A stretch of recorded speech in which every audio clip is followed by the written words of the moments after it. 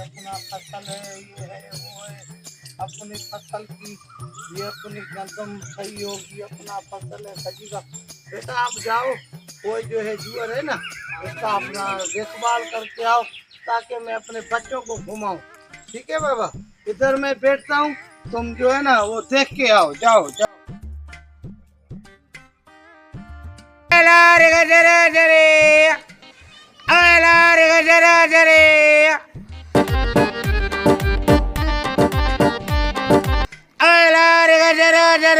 गजरे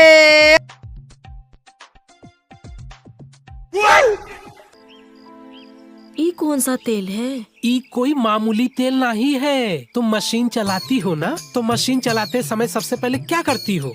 क्या क्या डालती हो? उसमें डोरी डालते हैं, तेल डालते हैं और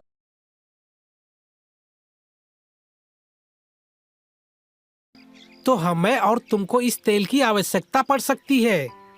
कमरू क्या भाग खोला है आपका?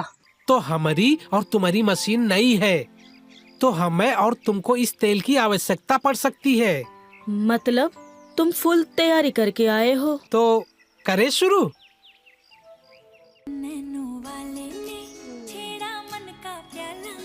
बैठो।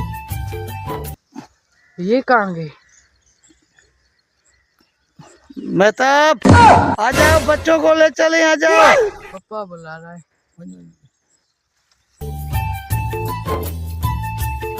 चले क्या? हाँ चलो। चलो चले।